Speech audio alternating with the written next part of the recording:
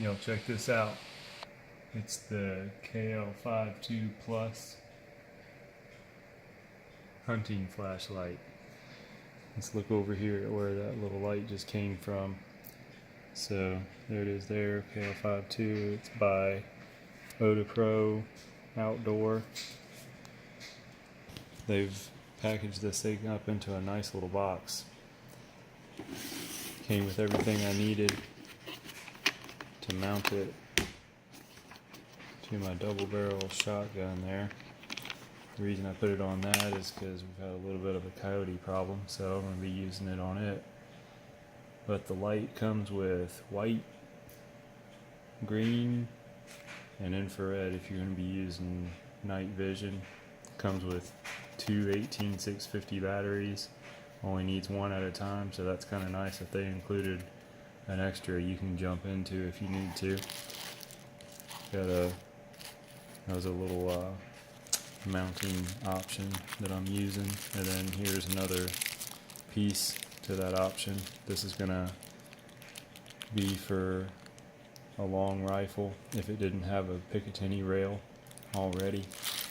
Mine had one, so I'm good there. Here's the button switch. I'm using the remote, so didn't need that on there.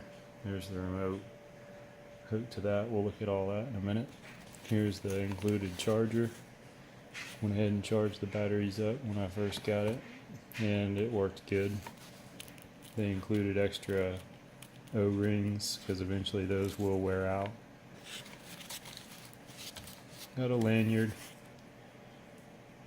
Very rarely ever use these on a flashlight, but they included it, so I'm good with that.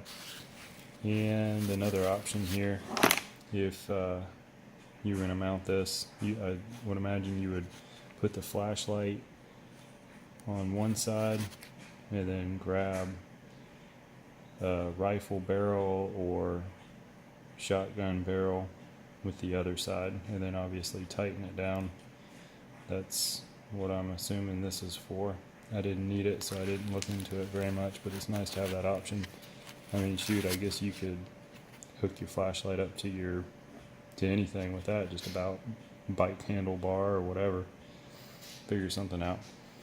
One thing that I did find interesting, I thought that I was doing something wrong until I actually read the directions. I was using the red and the green when I first got the light and just messing around with it, and I noticed it only had a high setting, and that's okay because only with the white light option are you going to get the low, medium, high, strobe, and SOS.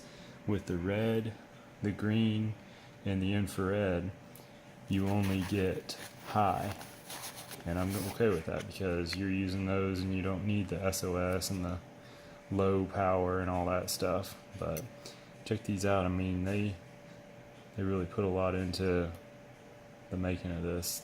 You take just that right there, nice little container to store everything in. I think that's really cool. But let's look over here at the light.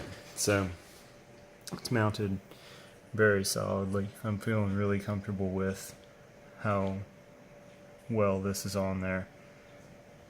I tightened everything down, just hand tight, nothing crazy. And one thing to consider with this, if you're going to mount it kind of like I did right here, when you're using this remote wire, you're going to want to get your flood pattern figured out before you go ahead and attach your wire, because if I was to go to adjusting my flood, your wire is going to start twisting all up and getting all crazy. So once everything's hooked up, you kind of want to have it the way it's going to be. And this I may eventually wrap. It does have Velcro and some sticky stuff on there, but I can see wanting to eventually wrap this with either electric tape, or they do make some stuff that you can make it look a little bit better than that, but whatever. Alright, let's go outside and see what this thing looks like. Alright, so you're looking through my red dot now and you can't really see anything. It's pretty dark out here, and very quietly. Not a lot of button noise or anything like that. Bam, light it up. That's pretty nice. Looking up in the woods, looking around.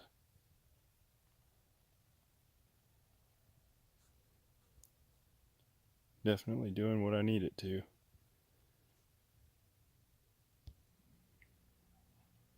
Alright, I came over to the light so y'all can see what a nice setup this is. Just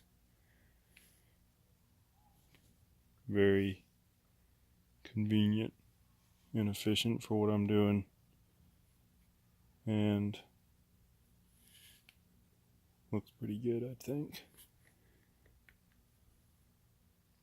It's a good addition. I'll probably move it around, put it on something else when I need it on something else, but right now I need it on this, so that's what it's on.